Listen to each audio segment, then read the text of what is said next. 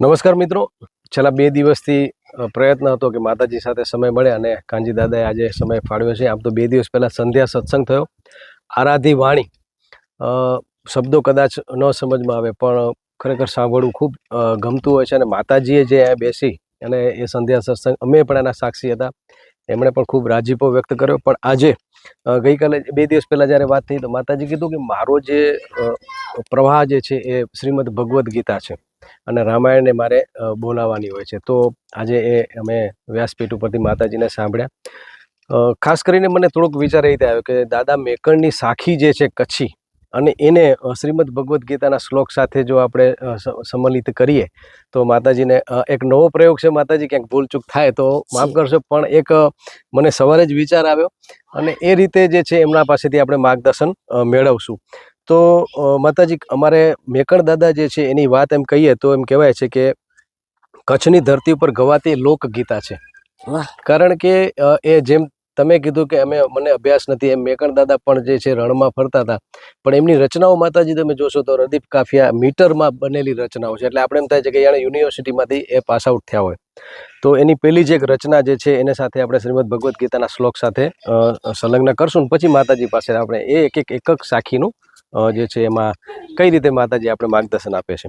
તો ઇન્દ્રિય નિગ્રહ અને આત્મજ્ઞાનની સાખી જે છે મેકણ દાદાની કે પીર પીર કરો કર્યો હતા, પીરે જીનો હવે ખાણ, પંચ ઇન્દ્રિય વસમે કર્યો, પીર થીંદાસી પાણ.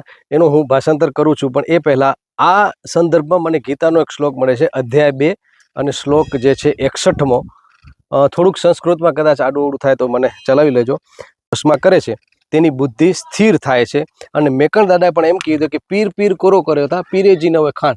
એટલે તમે કે પીરને ક્યાં શોધો છો? એની કોઈ કંપની કે ફેક્ટરીમાં તમને પીર નહીં મળે. એટલે પણ જો 5 ઇન્દ્રિયો વસમે, પંચ ઇન્દ્રિયો વસમે કર્યો, પીર થીંદાસી પાણ. એટલે સર્ટિફિકેટ આપ્યું છે મેકણ દાદાએ, જો તમે 5 ઇન્દ્રિય વસમાં કરી તો તમે પીર થઈ જશો. માતાજી શું કહેશો? એટલે ઇન્દ્રિયો જે છે એ પ્રકૃતિનો અંશ છે, આત્મા છે એ પરમાત્માનો અંશ છે.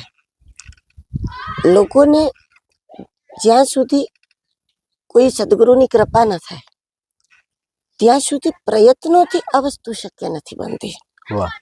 વાત એકદમ દાદાએ કીધી પછી તો ભગવાને કીધી, એમાં કઈ અલગ વસ્તુ નથી.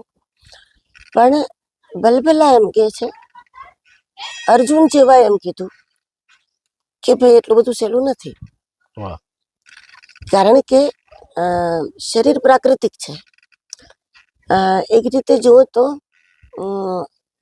બ્રેક વગરની ગાડી છે. પ્રકૃતિ છે એ તમે પકડી ના શકો, હવાને, સૂરજને, નદીની ધારાને, સમુદ્રના તરંગોને. સેના ઉપર આપણે બ્રેક લગાવી ના શકીએ, તો બધું નિરંતર છે. તો એ જેમ બધું પ્રાકૃતિક હવા, દિવસ રાત એ બધું જેમ અખંડ છે, એ જ રીતે ઇન્દ્રિયોની ગતિ અખંડ છે. એને તમે રોકી ના શકો કોઈ કાળે. અને હવે જે ગતિને રોકી જ શકાય એમ નથી, જેમ કે બ્રેક વગરની ગાડી છે, રોકાય એમ જ નથી, તો એને તમારે વળાંકો જ આપવાના રહ્યા. બીજો કોઈ ઉપાય નથી. અને એને વળાંકો અપાવવા માટે તમે ભગવદ્ ગીતાના કૃષ્ણને જો, એક હાથમાં લાકડી ને એક હાથમાં ચાબુક. એ જે છે કે ભાઈ એક હાથમાં લાકડી છે અને એક હાથમાં દોરી પકડેલી છે. તો જ્યારે આ દોર છે જિંદગીની, એ કોઈ સદગુરુના હાથમાં આપી દઈએ તો યોગ્ય વળાંકો એના શક્ય બને.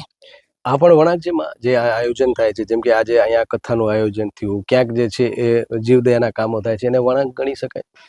એને વળાંક ગણી શકાય, પણ એને વળાંક ગણી શકાય કે એ આત્મ પ્રેરણાથી કરતા હોય તો. ઘણી વખત માણસ આત્મ પ્રેરણાથી નથી કરતો, દેખાદેખીથી કરે છે. તો જો દેખાદેખીથી થાય અથવા તો દેખાડી દેવા માટે થાય, જેમ દક્ષે યજ્ઞ કર્યો હતો ને, તો જી. યજ્ઞ તો સારું જ કામ હતું, જી પણ છતાં એમાં એનો વિનાશ થઈ ગયો જી શિવને દેખાડી દેવા માટેનું દેખાડી દેવા માટે. તો સત્કાર્ય જોઈને તમે નક્કી ના કરી શકો કે ભાઈ આ સત્કાર્ય છે. તમે હેતુ ઉપરથી નક્કી કરી શકો કે આ સત્કાર્ય છે કે નથી. વાહ.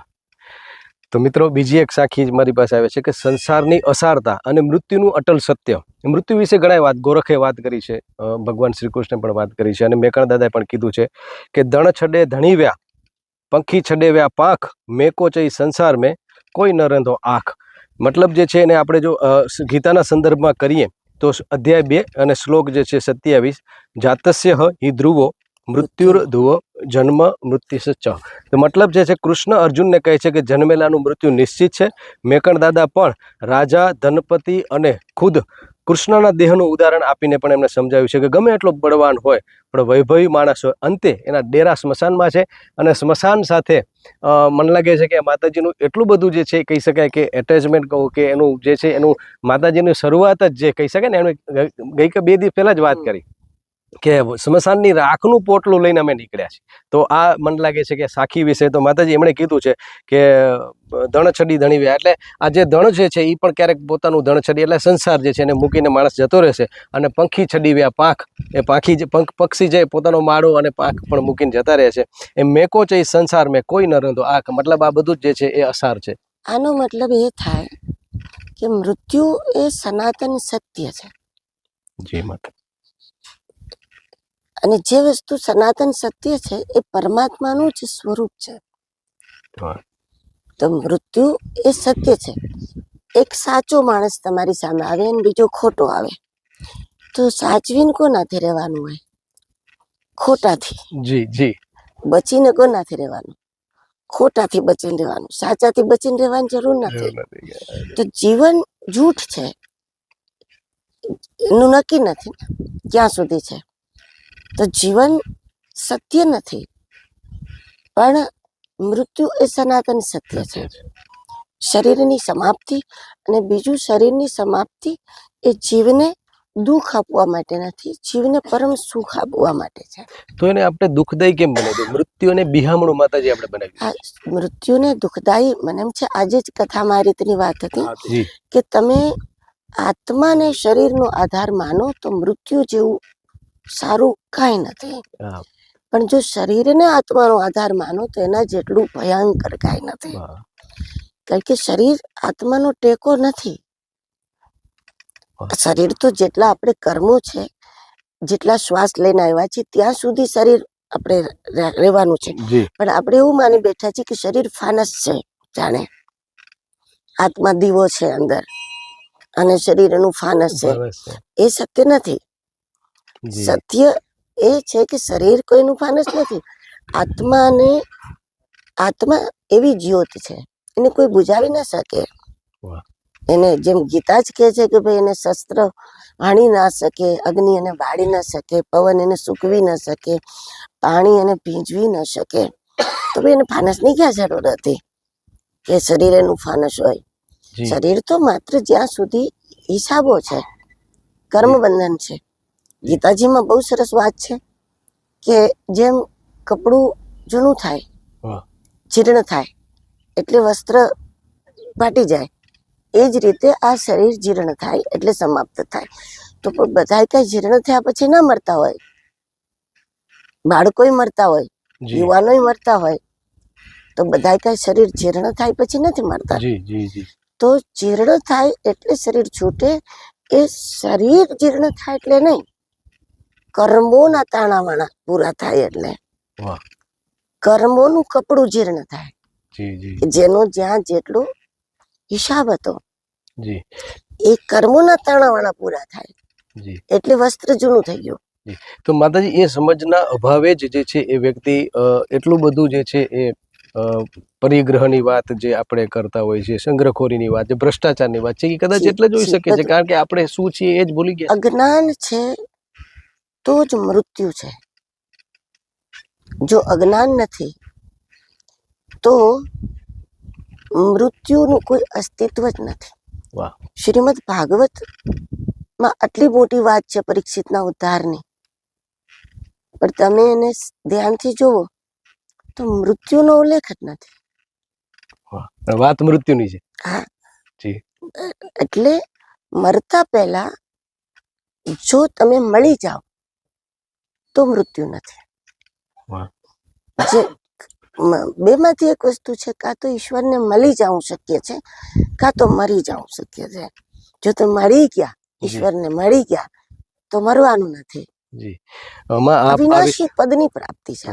આ વિસ્તાર પણ નાથ સંપ્રદાયનો છે અને ગોરખનું પણ એક વાક્ય છે, મરો હે જોગી મરો, મરણ હે મીઠા. તો એને મરણને મીઠું કીધું. હા, એનો મતલબ એ છે કે એ શરીરનું જે પરિવર્તન છે એને તમે નવા ઘરમાં રહેવા જાવ તો એનો આનંદ જ હોય ને. પંખીડાને આ પિંજરું જૂનું જૂનું લાગે, તો જે તમને નવા ઘરમાં રહેવા જવાનો આનંદ કોને ના હોય. ઘણી બધી વાતો છે, પણ માતાજી પાસે ટાઈમ ઓછો છે, એટલે એકાદ બે સાખી લઈ અને પછી આપણે વિરામ જે છે લેશું. માતાજી બીજી એક સાખી આવે છે કે કાયાની જ વાત છે, પણ બીજી એક આપણે બોલવાની એક જે છે, ઘણી વાર આપણે કહીએ છીએ કે શબ્દો ઘોડા ઉપર અને ગધેડા ઉપર ચડાવતા હોય છે. તો એવી જ વાત મેકંડાએ કીધું છે, જીભડી કે તો તાળું દે મકર વેણ વટાવ, મેકો છે મન મીઠડો સંબંધ છે ને વધાવ. એટલે જે છે એ શબ્દો તમારા જે છે, તો એ જ માતાજી જે છે એ ગીતાની વાત કરીએ તો અધ્યાય 17 શ્લોક 15 માતાજી એ તમે થોડુંક કહેશો તો, અનુદ્વેગ ગેકવરમ વાક્યમ સત્યમ પ્રિયહિતમ ચ યત, કે ગીતામાં એને વાણીનું તપ કહેવામાં આવ્યું છે કે જે ઉદ્વેગ પમાડે એવા શબ્દો આપણે ન બોલવા જોઈએ. તો મેં આજે જે છે ને શબ્દોના કારણે જ પછી માફી માંગવી પડે છે. આજે ઘણી વાર આપણે એ નહીં, પણ સાધુ સંતો પણ જે છે એ ઘણી વાર બફાટ કરીને પછી બીજે દિવસે એમ કે છે કે અમારે ભૂલથી બોલાઈ ગયું. તો આ કઈ રીતે જે છે એ પકડ નથી આવતી. તુલસીદાસજીએ રામચરિતમાનસની શરૂઆત ત્યાંથી કરી, વંદે વાણી વિનાયક. આંખનો વિવેક એ તો કોઈ સદગુરુ આપે તમને. આંખમાં વિવેક આવી જાય તો સાર અસાર ચોખ્ખું દેખાય, અસારમાં પડે જ નહીં કોઈ, જાણી જોઈને કોઈ ખાડામાં ના જાય. એમ ગુરુ છે આંખનો વિવેક આપે. આંખનો વિવેક ક્યાં આવે? બુદ્ધિમાં આવે.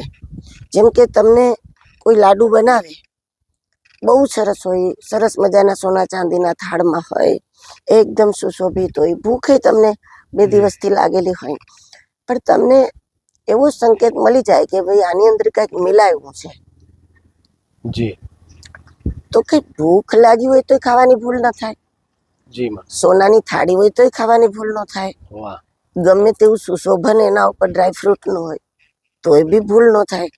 જી. થાય જ નહીં. જી, ખબર છે એ આંખનો વિવેક. ચપ્પલ પહેરી લો એટલે કાંટા ન વાગે કાકરા, એવી જ વસ્તુ છે. પણ એ જે વિવેક છે કે આ જગતમાં તમે ગમે ત્યાં ફરો, અટકો જ નહીં, ફસાવ જ નહીં, કારણ કે તમને સતત સાર અસાર અલગ દેખાય, બીજાને ન દેખાતું હોય. પણ ગુરુ મહારાજ આંખમાં વિવેક આપે એને બરાબર દેખાતું હોય. એ પણ એ વાત અલગ છે, એ ગુરુજનો આપે, એ આપણા પ્રયત્નોથી ન થાય. પણ તુલસીદાસજી વંદે વાણી વિનાયકોથી શરૂઆત કરે છે. એનો અર્થ એ છે કે તમારે તમારા પ્રયત્નોથી વાણીનો વિવેક તો સાધવો જ પડે. વાણીનો જ વિવેક નથી તો વ્યવહારમાં વિવેક ના આવે, અને વ્યવહારમાં વિવેક ના આવે તો પછી આપણા વ્યવહારથી ગુરુઓ જ નારાજ થઈ જાય તો આંખમાં વિવેક કેવી રીતે આપે? આંખની દવાઈ ડોક્ટર ક્યારે કરે? તો શરૂઆત વાણી વિવેકથી જ છે. અને વાણીને કલ્યાણમય રાખવી, વિવેકમય રાખવી, સત્યમય રાખવી, વ્યંગાત્મક ન રાખવી ક્યારેય. તો માતાજી એટલે જ ગંગા સતીએ કીધું છે ને, વચન વિવેક, એને બે વસ્તુ બહુ ગમે છે, 2 શબ્દો. 3 ચીજ ગંગા સતીના બધા ભજનમાં તમને ક્યાંક ક્યાંક મળી જાય. વચન, વિશ્વાસ અને વિવેક અને અભ્યાસ. અભ્યાસ. વચનમાં વિવેક એટલે વિવેક એના અંતર્ગત આવી ગયો, પણ વાણીમાં વિવેક ક્યાંથી આવે? વાણી વિવેક આવે તો જ વ્યવહારનો વિવેક આવે. વ્યવહારનો વિવેક આવે તો જ ગુરુ અપનાવે. તો ગુરુ શું કામ અપનાવે? આપણને જેને બેસતા ના આવડતું હતું. તો વ્યવહારનો વિવેક હશે તો જ ગુરુ આંખમાં અંજન આંજી દે. પણ વાણીનો વિવેક છે એ જો માણસમાં નથી ને તો એક ચોખ્ખું ગણિત છે કે એ માણસનો આહાર સંતુલિત નથી. ક્યાં વાત હે. તો બસ વિરામ લેશું કારણ કે ઘણી બધી વાતો કરવી છે, પણ માતાજીને કચ્છ પ્રત્યે પ્રેમ છે અને ફરી પાછું જ્યારે બીજી કોઈ કથા હશે ત્યારે આપણે આજ જે છે અહીંયાથી વિરામ છે. માતાજી આપણે પૂર્ણ વિરામ નથી મૂકતા, પણ ખૂબ કારણ કે એક એક જેમ કહેવાય ને કમળની પાખડી ખુલતી જાય અને માતાજી આપણે જે છે એ પ્રકાશ આપતા જાય છે. ફરી એકવાર માતાજીના ચરણોમાં વંદન. પંકજ કબીરા સાથે જયમલસિંહ જાડેજા, માં આશાપુરા ન્યૂઝ, કચ્છ, ગુજરાત.